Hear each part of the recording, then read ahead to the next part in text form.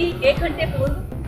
Press conference आयोजित की गई है, जिसका मुख्य मुद्दा था कि महंगाई राहत कैंप जो कि 24 अप्रैल से आयोजित होगा और जिस पर मुख्यमंत्री लगातार अपनी स्पीच दे रहे थे कि महंगाई को कंट्रोल करते हुए उससे संबंधित 10 मुद्दों को लेकर ये महंगाई राहत कैंप लगाया जाएगा। और इसके ऊपर कई सारे मुद्दे उन्होंने क्लियर किए, लेकिन जब प्रेस कॉन्फ्रेंस शुरू हुई तो अब असली बात पर मैं आना चाहूंगी कि प्रेस कॉन्फ्रेंस के अंदर पूछे जाने वाले प्रश्नों से बचते हुए सीएम ने लगातार केवल महंगाई राहत कैंप की ओर ही अपना रुख किया।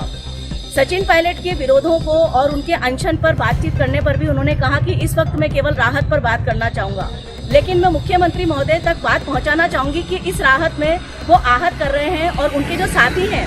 मैं कहना चाहूंगी कि मुख्यमंत्री खुद तो बड़े सौम्य हैं और बहुत ही सम्मानजनक तरीके से पेश आते हैं, लेकिन इस राहत कैंप में लगातार जो पत्रकारों को आहत किया गया है उस बारे में मैं अपनी बात रखना चाहूंगी कि यहाँ पर प्रेस कॉन्फ्रेंस की जाती है और जो इनके DIPR ज्वाइंट डायरेक्टर हैं अरुण जोशी, वो केवल चुनिंदा पत्रकारों के नाम लिस्ट में देते हैं और उसके बाद वो इस महंगाई राहत कैंप की प्रेस कॉन्फ्रेंस को आयोजित करते हैं। मैं जानती हूँ कि सीएम तक ये बातें नहीं पहुँच पाती हैं कि कुछ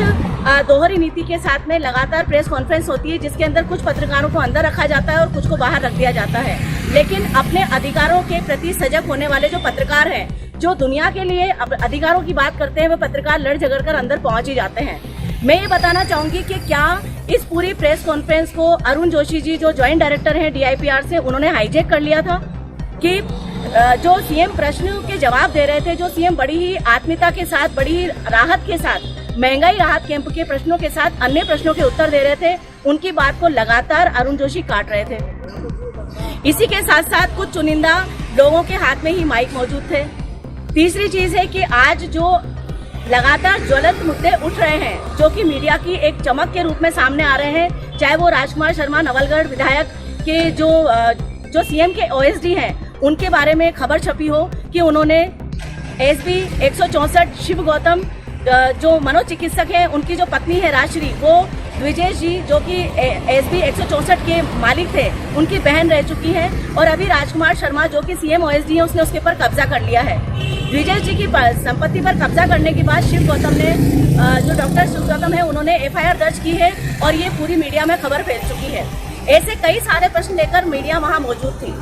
मैंने भी एक प्रश्न उठाया कि जो शिव गौतम है, मनोचिकित्सक है, उनकी पत्नी राजश्री ने आरोप लगाया है कि नवलगढ़ विधायक राजकुमार शर्मा जो हैं, जो सीएम के OSD भी हैं, उन्होंने एक संपत्ति पर कब्जा किया है। तो उसके दौरान कोई जवाब देने से पूर्व ही लगातार उन्होंने इस बात को दबा दिया और अरुण जोशी ने लगातार थैंक यू बोलते उस बात को खत्म कर दिया। क्या ये बहुत उचित बात है? क्या ये बहुत सही बात है कि इस तरह से मुख्यमंत्री आवास पर जो प्रेस कॉन्फ्रेंस की जाती है उसके अंदर पत्रकारों की ही आवाज दबा दी जाती है? क्या अरुण जोशी जी को जो DIPR ज्वाइंट डायरेक्टर है, मात्र उनको इतने पावर है कि सीएम की आवाज तक को दबाने की वो क्षमता रखते हैं कि पत्रकार एक प्रश्न पूछता है और सीएम मुख्यमंत्री अशोक गहलोत के सामने होते हुए ज्वाइंट डायरेक्टर अरुण जोशी उस आवाज को दबा देते हैं? क्या पत्रकारों की आवाज दबाकर कांग्रेस अपना सूर्य उगा पाएगी? क्या अरुण जोशी जैसे लोग कांग्रेस को डुबाने का कार्य नहीं करेंगे?